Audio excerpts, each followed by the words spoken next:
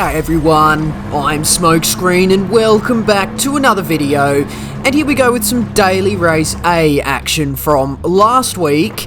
A bit of a funny combination, as you can see. We're all in the McLaren P1 GTR and we're here at Monza, so that's an absolute recipe for disaster. Now, I wanted to start at the back, but I accidentally set a qualifying time, so I dropped to the back at the start of these races, so I can claim last to first challenges, or first to last to first challenges, but let's see how we go as we head into the absolute monstrosity that is this first chicane here today, as nobody knows how to take it, nobody knows where to brake, and we get through there, we're back up into P5, and then Tez, the bugger, he decides to brake check through there, sends me off the track, and kind of ruins the progress of that race, but luckily DR and SR updates are turned off, so we've got some damage now as well, and we're now not fighting in the pack. But as we head up into this second chicane, karma strikes back, karma strikes hard, as Tez spins out. My sincerest condolences to myself for going off at turn 3, but we move on. Tez gets his just desserts for ruining my race, and we settle back down in 8th before we catch up to this ghosted car for 7th position. Let's see how long it takes us to get past here. Not very long, as we kind of go down side by side down Seraglio Straight. Gets a bit of a poor exit out of there. Let's see if we can complete this position heading up into the Ascari chicane, or Variante Ascari. Let's see, kinda just sends it back up the inside actually, so no, we don't manage to complete that position there today, but he exits stage right. Adios to you, my friend, and we are up into 7th. So for this combination here, it's the case with Daily Race A every week, to be honest. It's normally a bit of a left of field combination, and the player base is already so low in Oceania here. Like, the daily races, you're just not going to get a good race in them these days. It's a bit disappointing just because of the lack of players. It's really a bit of a sticking point with Gran Turismo at the moment, is a lack of players in this Oceania region. It doesn't lend itself to good racing, to be honest. So you have to start at the back if you want a good race.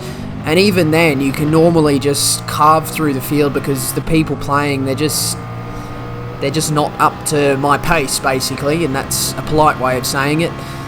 So, yeah, a bit of a problem at the moment, and that's why I don't really jump into the daily races that often, because most of the time I can put in one qualifying lap and start near the front, and then I don't really fight anyone because there's nobody that's my pace. So yeah, I don't know, but this particular daily race, I thought, well, I like the McLaren P1, it's a good car, and then Monza is a fairly easy track, so I can probably jump into this with not much practice, and then maybe we might find ourselves with a good race. But we get ourselves up into 7th, we get a nice switch back on, I think it was Regent Copper. We do get a penalty in the process though, which is obviously not ideal, and we're up behind Judio here. We do run into the back of him slightly, and he does end up off the track. Actually, this isn't a very good moment because of his rejoin there, and then we've set off that mistake, that big incident. Not my finest bit of driving, gonna have to serve that penalty. So yeah, that one was kind of on me. I kicked that one off there, but we're back down into second last, 20 seconds off the lead after 2 laps. Try and explain how we did that when we got past this car that spun out at the Lesmos. And then in terms of the remainder of the race, that's all we could manage. We finished that one 21 seconds off the lead. So look, going into this with very minimal practice is not ideal. And I did mention before, I did set a quali lap, but that was only like a third attempt, and I was supposed to restart. I wasn't supposed to finish the lap because, as you can see, I'm now starting off pole position, which, yeah, I don't really want to be, because I now have to drop to the back on purpose if I want a good battle anywhere. But this is the second race here. And I mentioned the monstrosity that's turn 1. Well, check this out, because somehow this is even worse. We're down to last. We get past all of these cars. We jump 9 cars in that one chicane, and we find ourselves directly behind the leader, who gets himself a half-second penalty for cutting the track and a 5-second penalty for knocking another car into the gravel. So essentially, we've gone from first to last to first by the end of the first corner, because effectively we're going to be in this lead as he runs deep into the second chicane. I was unsure whether I actually had contact with him then, but I didn't feel like I did. Actually, I still lift off the throttle anyway to give him a chance of hanging it around the outside. Not an outright redress, but just a bit of an opportunity for him to try and defend that position if he really wanted to. But we managed to actually get that one done at the Lesmo. So within half a lap, we've gone from first to last to first, and that is going to be a victory for this second race here. So this is exactly what I'm talking about. As soon as you get yourself up into the lead these days, you're basically going to be there for the rest of the race. But I suppose it's a good way to get some DR, even though actually it's turned off for this combination. So no, it's not a good way to get DR. There's really no reason to do this race other than to witness the absolute carnage that goes on with these McLaren P1s. Race number 3 here though, we drop right to the back, a couple of seconds off the back of the pack, and once again, absolute anarchy at turn 1. It's basically a war zone at the Variante de Rettifilo here today. There's a couple of cars that spin out. We get ourselves back up into 4th. This is a car with a 5-second penalty. No prizes for guessing what that one's for. But let's see if we can make any more progress as Kotaku gets a bit of a poor run through turn 3 here. Let's see if we can send it down the inside at the second chicane. Actually, they completely back out there. So we're up into the podium. We're up into the podium now. With the 2 cars directly ahead of me, Dekopin and Emilu. There's a lot of O's at the end of that name, and an O at the end of that 5.0 that represents their penalty. Let's see if we can nip up the inside at Lesmo 1. We kind of get side by side there, actually, which gives us a good look in at Lesmo 2. We managed to rotate on that apex nicely and duck into the slipstream of Dekopin. Now, this McLaren P1 GTR, it actually has an interesting feature, DRS. We don't see it too often, but you can see there the rear wing ducking down as we head down the straight. We do actually have to press a button for that, so it's not automatic as we get shuffled a little bit wide at Ascari, but nothing untoward there. That's just simply Dekopin trying to defend the position. And these cars are quite difficult to drive as well, so that's completely fine by my books. But yes, the DRS function, it's only available when you're going dead straight, so even like the slight curve through Seraglio Straight, the DRS will become unavailable. I guess that's to make sure you don't spin out because you're going to lose all your rear downforce. But otherwise, yes, you just have to hold the button down, your overtake button down, and there's no limit for it. There's no like certain parts of the track like you see in Formula 1 DRS. But nonetheless, we're going to be looking down the inside at turn number 1 as we race down this main straight at 330 kilometers an hour. Jump on the brakes here. Let's see, he manages to kind of defend that position around the outside quite decently and holds the inside for turn 2. Nothing I can do there. Yes, there were little bits of side-to-side contact there, but in terms of this combination here, I reckon rubbing is racing, so that's nothing to complain about there. We're going to have another opportunity into the second chicane now, up into the Variante della Roggia. He is going to defend to the inside. We do have to just jump on the brakes slightly early to make sure we don't run into the back of him, even though we do, so we're going to have to make sure he keeps that position there, but luckily we don't lose a further one and drop back down into 3rd. So we're all as we were, line astern. He runs a bit wide through Lesmo 1, but I don't try and pounce on that manoeuvre there because I actually want to try and prolong this battle as long as possible. I do help with that by running wide at Lesmo 2, albeit accidentally. Once again, the ever-important slipstream. We're going to be in that one as we head down Seraglio Straight, that DRS working its way. But as we head up into the Ascari chicane here, we're not close enough for any moves. We've got a guy behind as well, about half a second behind. So we do have to kind of watch out for there as we get a little bit squirrely on the rear end and the exit of Ascari. This car has a lot of horsepower. It's got something like 900 horsepower, so we do have to be very careful with that throttle, but we're very close into the Parabolica.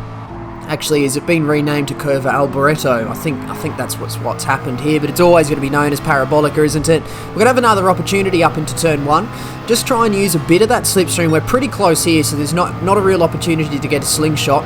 We are going to use the DRS assistance here, so something unique, actually, which is another thing that attracted me to this combination. Jump on the brakes for turn 1. Check out this move by Dekopin. Brakes slightly later, swoops around the outside, no contact, and that's an absolutely beautiful defense there, if I do say so myself. So good job, Dekopin, for that one. But once again, still trying to fight for this lead here. He's a little bit all over the shop as we head through turn 3. I just try and keep to the inside to minimise my distance, and he defends to the inside, returns to the racing line when he realises I'm not close enough, and we manage to both get it stopped for this second chicane. Slight bit of contact as he has a late turn in, but nothing too bad whatsoever. This battle continues. Through the Lesmos, it is possible to get a move done. As you can see right there, he runs it wide, and we managed to nip up the inside, and we finally jump up into the lead. Let's see if we can keep this position as we head out of Lesmo 2. We get that DRS down, and that gap has opened up nicely.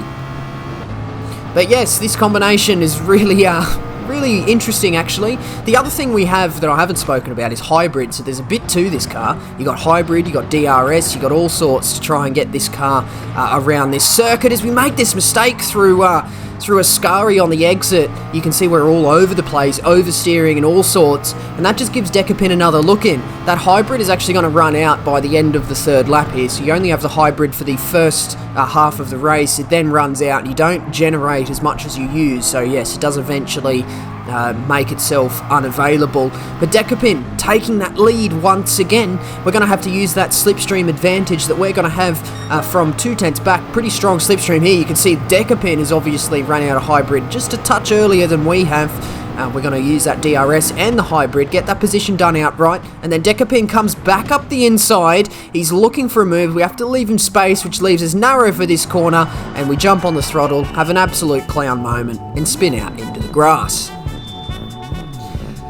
So, yeah, don't really know what to say about that one. Completely my fault, of course. But that was a really, really good battle, actually, and we kind of ruined it just by being a little bit too liberal with the power application. And that is the thing, this car can catch you out. I believe it's even a four-wheel drive, this car, but it's obviously heavily rear biased. But yeah, down into 6th. We do catch up to 5th position. Let's see how long it takes for us to get past him. Here, we are going to be using the slipstream and the DRS down Seraglio straight, but coming into Ascari, it's not actually the best place to go for a move unless your opponent makes a mistake, which he kind of does. He gets a bit slippery off that first part. Yellow flags out, which means someone else has made a mistake, and I think we see them up in the distance spinning out. Yeah, there they are in the barrier. But using that slipstream advantage, once again, Parabolic is a pretty good place, but I have a bit too much of an abrupt movement, and I almost lose the car on the straight, so once again, not ideal. But we are going to have another opportunity, perhaps the best opportunity on the lap, heading into turn number 1, or the first chicane here. We get a lovely swoop across this quarter panel, and we manage to get up the inside. That DRS working overtime, and we are going to be side by side heading down this main straight. We have run out of hybrid at this stage, so we're not quite reaching the top speed that we were on the opening part of the race, which does mean we can brake slightly later.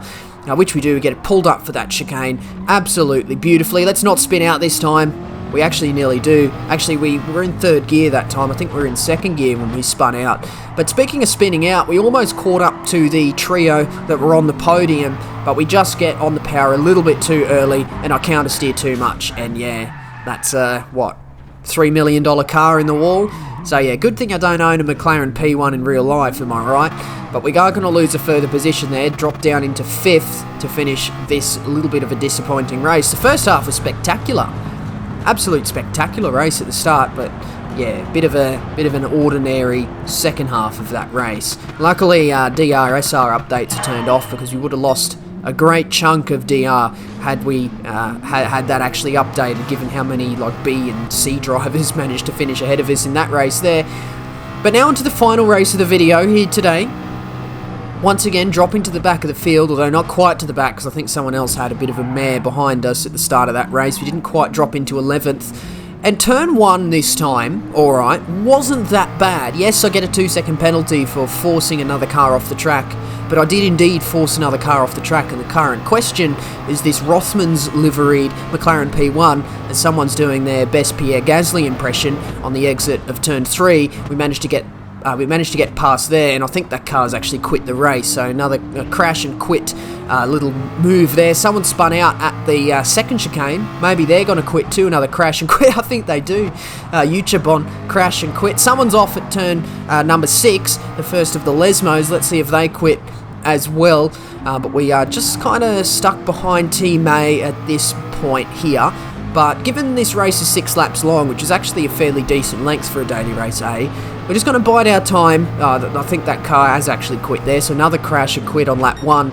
So we're down to 8 drivers. We are going to have to serve this penalty, actually. There's someone else that's going to serve a penalty, Takajim. is that ToughRam 1988. They end up off at Ascari, so they're going to serve the penalty on this lap too, so a bit of a terrible lap for poor old ToughRam there. We're going to serve our penalty there. Someone else served behind, so we're not actually going to lose any more positions. The gaps are simply going to extend. That gap behind us opened up a bit more than I expected, so their penalty was obviously a little bit bigger. But by the time we get to the Lesmos of the next lap, we've caught back up to Team A. We get this move done on the exit, a little bit of contact as they got squirrely on the curb, but once again, employing that DRS to our advantage, we managed to get that position done.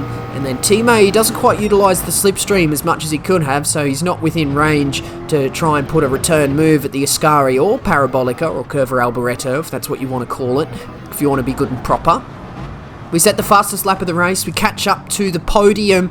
Column makes a bit of a hash of the second corner, manages a really slow exit. It's going to give Potenza a look in, and myself a look in as well. Got to be side by side. Column is gifting the slipstream to Team A to Potenza on this occasion. Not quite taking the inside to minimise that distance run around the track.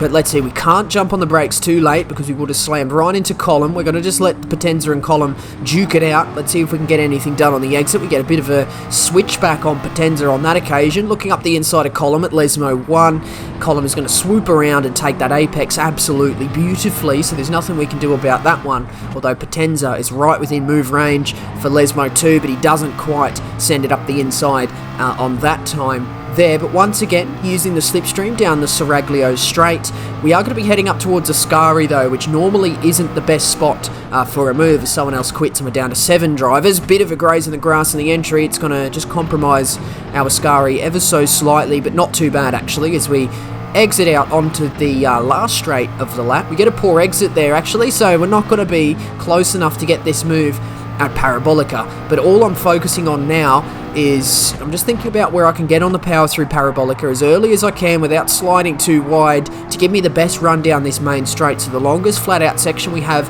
on this lap we're on now. We're only 1/10 behind our friend Column.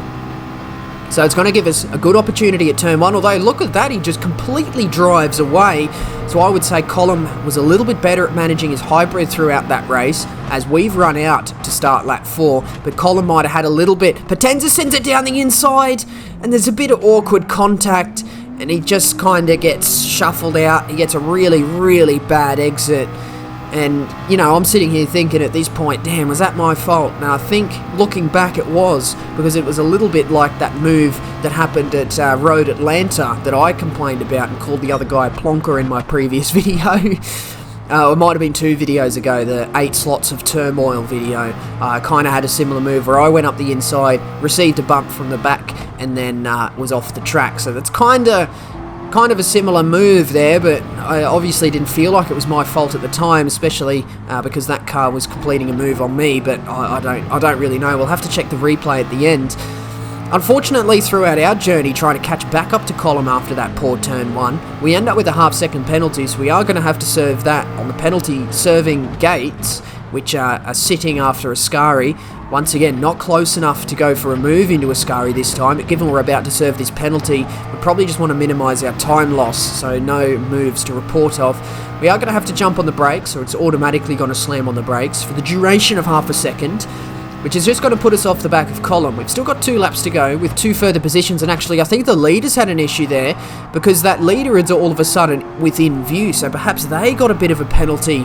I'm not quite sure how they would receive that large of a penalty. Maybe it was a 1 second for cutting 2 corners, but as we skip ahead to halfway through lap 5 here, 1.3 seconds off the lead, Potenza's dropped off in wake of our little coming together, but Column gets a bad exit. We are going to switch to the outside and get that DRS on. We managed to get that move done quite easily for second position. So with about a lap to go, we've got less than a second to go for the lead of this race, and if we can pick up this victory, this would be quite a good one. We did have a pretty good first half of the previous race, but we weren't able to complete it with an adequate second half. But let's see if we can put 2 halves of good races together in this final race and pick up this victory, although we do have a bit of an incident in the replay to look after. But heading down towards Curva Alboreto, In the slipstream once again of Degner Fight GSR. We are not going to be close enough for a move on this occasion, but with a 4/10 gap out onto this main straight, we perhaps do have a little bit of an opportunity now heading on to the final lap, although that gap to the leader just opens up. Perhaps they are harvesting a little bit of hybrid in the braking zones, a bit better than we can manage, so we're not going to be close enough for this turn 1. But let's see if we can just focus on our racing line, minimise the distance, meet the apexes, meet the braking points, you know, all your stock standard lap time 101 stuff. And you can see actually, I think we managed to get all of that done at turn 1 as that gap drops from about half a second down to 1.5 tenths as Degner Street Fighter's looking to defend into this second chicane here, moves over to the left-hand side as he returned to the racing line. He doesn't, so that will compromise his run through the chicane as he just runs a tiny bit deep into that first part, and that's what I'm talking about. You can see how that tiny little bit of extra distance before the braking zone, so he's hit the brakes too late, can translate into a poor exit in 2 corners time. So it's interesting to see, and that's the kind of stuff you're looking for if you're looking to better yourself as a driver. We managed to get that move done thanks to his little bit of a poor run through that second chicane, and we just managed to get the power down beautifully through the second Lesmo, and that is going to be that gap opened up to half a second. Let's see if we get through here. Okay, I was half expecting a punt, to be honest, but not on that occasion. And as we exit out through there, actually check out that gap behind. It's opened up to 2 seconds. He's had some sort of an incident there, so we've got more to put to pull apart, pick apart, and analyse in the replay. We're going to have to do that, provided we get through this final corner without spinning out like we did a couple of races ago, or one race ago. I think it was the previous race actually, but no, we've learned our lesson, got on the power nice and smoothly, no oversteer to report of. Potenza puts a message in chat addressed to me. I obviously can't speak Japanese, but my Google Translate reckons he just said meet, like M-E-E-T, so I'm not quite sure what that means. We are able to pick up the victory in this final race here today. A little bit of a better run than the previous race, but we do have some stuff to analyse in the replay because it was definitely not without its blemishes, that race. But honestly, to be honest, given the combination, I got more than I expected, so not too bad. But let's see this replay. This is the move into turn 1. There he goes up the inside, and it's a case of, it's just, I don't know. I'm on the fence about it.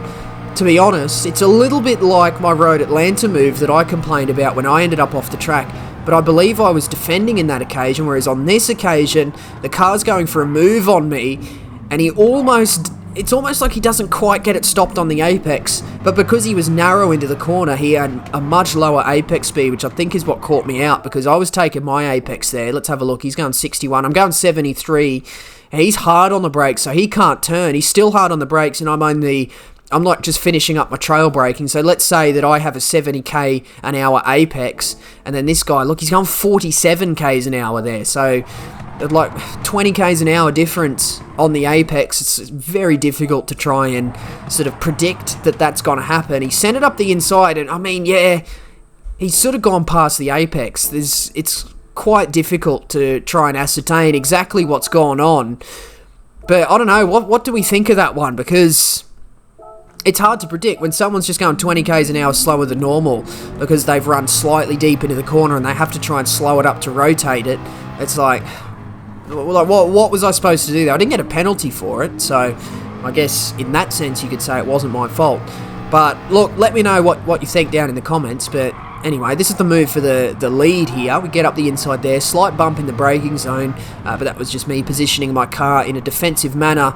And then what happened? Remember that gap opened up to 2 seconds? It looks like he just drove off the track. So bit of an unfortunate turn of events for Degner there, because it might have been a good battle into the final corner had he been able to keep it squarely on the black stuff, but he was not able to do that on this particular occasion. But yeah, no, but good race there at the end. Couple of blemishes, but nothing too much to complain about, I guess. And I guess coming into race A, where there's hardly any players that are going to give you a good run for your money, You know, you don't go in expecting too much, but we got some good battles in there today, and I managed to get a 25-minute video out of it. So if you did enjoy, do press that like button, and if you'd like to see more, remember to subscribe. Do leave a comment as well, as questions, comments, and constructive criticism, as always, very much appreciated. But that's going to be the end of this one today, and that means that is it from me. So once again, I do thank you very much for watching. See you later.